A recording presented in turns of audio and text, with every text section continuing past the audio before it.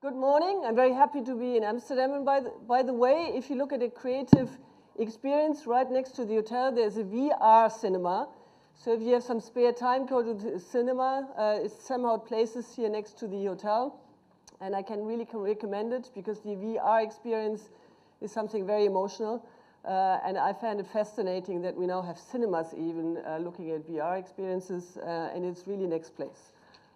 So if you look at some key data from insurance, because I promised my boss I don't go only here to talk about brand, I have to talk a little bit about the company as well. We're a global company. We have about 55,000 employees. We're around the world, which I found interesting for my job because I see a lot of positive things which I can learn from around the world. The strength we have a very diversified portfolio. We're in retail, we're in B2B, which is fascinating for me because I'm coming from an FMCG. So that means I focused a lot on retail in my former life. I now have to focus a bit more on B2B, which is fascinating as well, because there seems to be a connotation that B2B works completely different than retail. But when it comes to emotional connections, I think B2B is similar. So it's not just that we as a private person react to emotional input. It's also as a business person that people react quite emotionally. So I find that fascinating. So a lot of learnings from B2B and also retail, and I want to share some of it. 3 topics I want to talk about. Today and always, people love brands that are purpose-driven and very authentic. It is relatively obvious for some people, but if you look at how we still communicate, a lot of communication is still on product. A lot of communication is still very rational. And a lot of communication is still driven more from a company perspective, less than from a customer perspective. And the question is, how do we change that and merge what the customer wants and what the company needs? Because in the end, we have to all make money. The second point is, you have to find some kind of connection to your customers. You cannot just talk about yourself. I mean, the big question is, if you look at the customers, how do you tap into their emotions? And how do the emotions relate to your company and also your products, which is sometimes not that easy because emotions are good and you can show a lot of cats, dogs, and cute little kids. But the question is, how do you tie it back to your company and your product and brand? And their qual research can help you quite a lot because the big thing is always, how do I find something which is relevant for the customer, but then also good for my brand and company? And then, of course, technology helps us quite a lot today in order to understand customers better, but also then to communicate in a better and a more emotional way. I just mentioned VR. If you look at VR, there are a lot of studies now that say if you have a VR technology or even AR, that influences your customers much more emotionally than just if you look at a film. And I think that is fascinating as well. So I already mentioned, and I really like this chart because, I mean, the companies are always like, oh, we have to make money. Huh?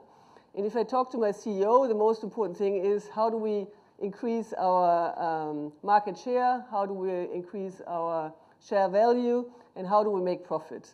On the other hand, I mean, especially if you look at younger people and if you look at the trends coming out of the Valley, for example, their brands are purpose-driven and they want to have a meaning behind brands and not just have the feeling that the companies are driven by profit. And if you now zoom in to the insurance industry, I mean, if you look at the numbers, there's a big gap between the total population and Gen Y. I mean, if you ask them if they have positive experiences with insurance, the answer for the millennials and Gen Y is much lower than total, 34% compared to 47%.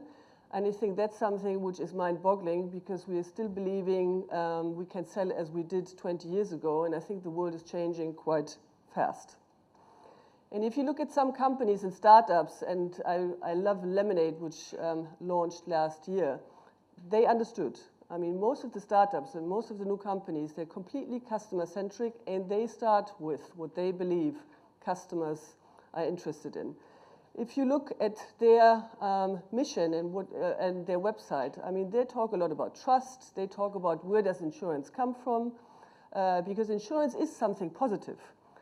In the end, it's about the bigger community taking care of somebody who has a loss or has a problem short term, and we want to help this person. For some reason, the industry managed to have a relatively negative connotation, and the new companies and startups understood that we have to tap into this and go back to the old ways of taking care of people. And if you then also look at the product and what they believe is very important, I mean, one of the insights is people tend to believe you have to pay for your insurance, but if then something happens, it often is as such that the insurance companies don't want to pay, and it takes for ages to get your money. So if you look at the value proposition high level and emotionally, and then look at the product level, even on a product level, they have understood that they have to claim something which is completely different than the current situation. Because they tell you, if you have a claim, you get it instantly, the money instantly, and there's a big plus on the product level as well. So the claim I want to make, and it seems quite obvious, but it's not that obvious if you look at reality, aim for people's hearts and not just their heads. Because if you don't understand the emotional drivers of your customers, I think you have a hard time succeeding in today's world. And this is why I always show some numbers as well, because otherwise people say, yeah, this woman is talking about emotions, but in the end, hard numbers count. If you look at top line, but also bottom line success, there are a lot of stats that show that you influence your bottom line and your top line much more if you have an emotional proposition than focusing just on rational points. So I think the basis for a strong brand is that people trust you and that they have an emotional connection. If you look at the insurance industry, and insurance is here, yeah, you can say, okay, the dark blue bar is 2014, and then the lighter one is 15. You can claim, look, we are much better now because we increased from 47 to 51%. So some people are completely proud that we are increasing our numbers. Having said that, I mean, we still have a lot of people who don't trust insurances, yeah? And this is a problem. And I can just give you a small anecdote from a colleague of mine who said, look, when you tell people at a party that you're coming from insurance companies, or even worse, you tell them I sell insurances, it takes them 2 minutes and they vanish to the bathroom and don't want to talk to you anymore. If you want to talk to them and you want to have a conversation, it's better to tell them, oh, I'm working in marketing and taking care of brands. And that's something I personally experienced as well. When I came from Unilever and I talked about Dove, Knorr, whatever brands we have, people were always interested to talk to me and started conversations. The minute I switched to the insurance industry and I said, oh, I work for an insurance company, I mean, you see people saying, oh my God, this woman is a bit funny. Yeah? So, I mean, I had it in some conversations as well. So there is something with insurance companies or I mean, banks as well nowadays where people say, there is something which I don't like. Yeah? One of my hypotheses is that we manage to communicate with people in a very negative way. So we tend to scare people a lot. We talk about disaster, we talk about risk, we tell everybody, my God, you need an insurance because otherwise your house burns down, your car breaks down, and if you don't buy life insurance, I mean, disaster happens because your family will break down. I mean, this is the communication we zoom into. So apart from the fact that we pay claims too late, our communication is not very good in terms of informing people. We also tend to go into marketing and advertising, which is slightly negative and scares people to death. And I give you one other example, which I think is amazing. Wait! I'll never learn to ride a bike. Or get cooties. I'll never learn to fly. Or travel the world with my best friend. And I won't ever get married. I couldn't grow up because I died from an accident.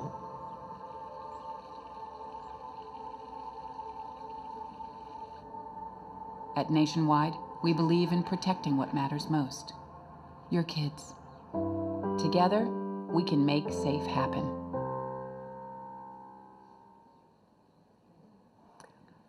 I understand how the agency sold this to the company. I completely understand. And I really like the production values of the film. It's a cute boy. You have everything there. This was aired at the Super Bowl in 2015. Super Bowl. Yeah? The reaction was a disaster. Yeah? I mean, the spot got a lot of attention. I mean, that's clear. The attention was there. But people reacted in a very negative way. In the end, the company had to apologize openly for the film because the people were not happy at all. If you look at the right guy, I mean, he's a football player. Yeah? He saw the film during the match, during the break. And you see in his face that he was clearly not happy. Yeah? And then you saw a lot of tweets as well who said, okay, this is not working. Yeah? So the insurance industry has a tendency to go into, oh, yeah, disaster, and I think we have to turn this around. And I personally believe, and there's some market research studies as well, if you tap into positive emotions of people, you can touch them, you get into reactions, and you get them to like your brand and buy your products. If you go into the negative directions, you get a lot of attention sometimes, like in this case, but you will not get people to buy your product. So if you look now, and now comes the PR effect for Zurich, so apologies for that. So if you look what we did at Zurich, we launched the brand 3 years ago and said, how can we turn this around? How can we talk positively about insurance? So what we did is that we worked on the inside. If you really love something, you want to protect it in the best possible way. And it sounds very logical if you look at this presentation, but it took me quite a lot of time to convince my colleagues because they are not used to communication like that. And especially when it came to B2B, they were like, nope, you cannot talk about love. Emotions don't have anything to do with our business. Don't do this, doesn't work. Yeah? And I deliberately show you the B2B example first because I now have evidence after 3 years that it works very well for B2B as well because people react to that. They want to protect the business they love. They want to protect the things they love. And this works very well also for B2B. And I now show you a retail example, which was part of a big campaign, which also worked extremely well. Sometimes we would like to look inside our children's heads and find out what they think about us as parents. So we decided to find out and ask the children to tell us about what they truly love and how they feel protected. And set it up so that the parents could watch. Secretly. What would you love to be one day? Maybe a teacher from big school. Jag ska skjuta papper för det till. Som lever på handla världen. Från möte Terracollas. Jag kan sogar anföda mot fabriker. Frau. Who is the strongest person to protect you? The baby. My father. Because it can lift one half sofa up. The whole place make a star. That crowds the dog. Mama, chauffeur. How do you protect yourself?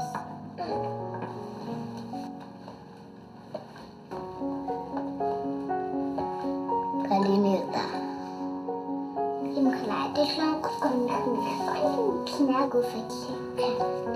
How do your parents protect you?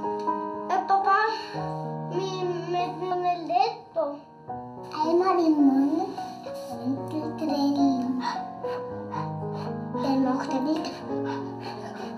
There was a big rock behind my daddy. The rock nearly crashed into me. My daddy saved me because he didn't want that I hurt myself on.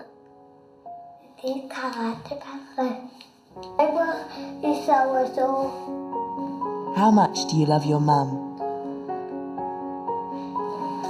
Never as big as I am. How much do you love your dad?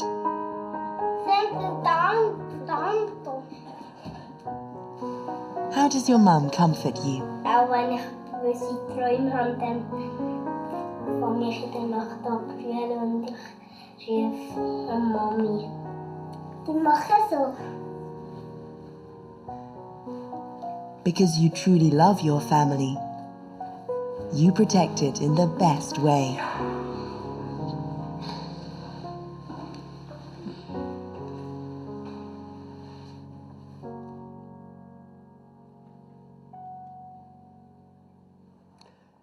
Coming back to your question, I mean, this is what you cannot do in TV. I mean, this was, of course, a digital campaign, and then we connected it to product campaigns as well, because in the end, things like that are a big revolution for the company, yeah? Big revolution. I mean, only talking about emotions, no products, no nothing. So, I mean, you cannot do that without giving the salespeople at least some product features, yeah? So, I mean, I complemented that with some product films as well, and we had a big family campaign around it.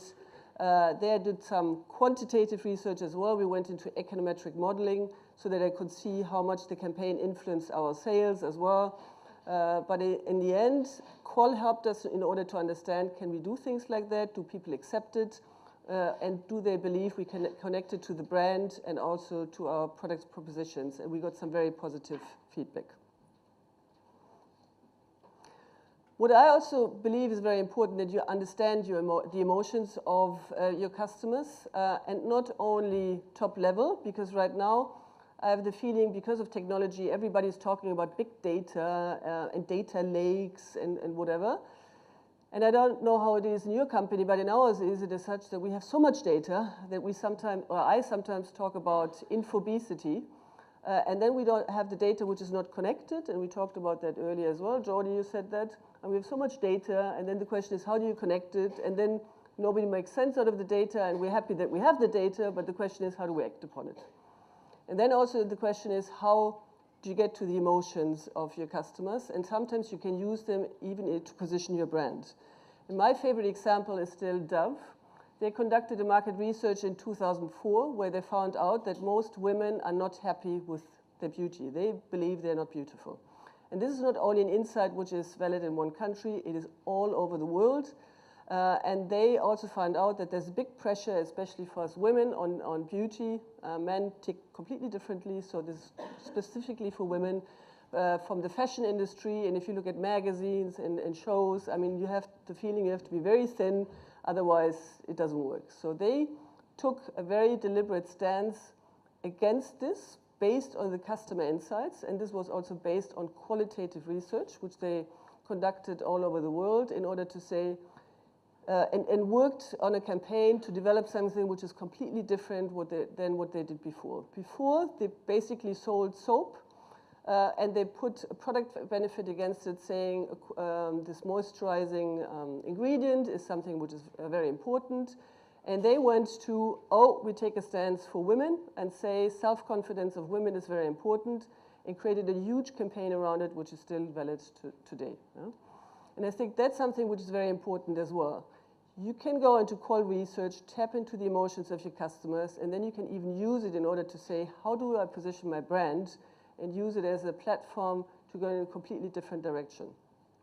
It was very brave at that time. I know that the lady who created the campaign had huge problems in the beginning also to sell it to the key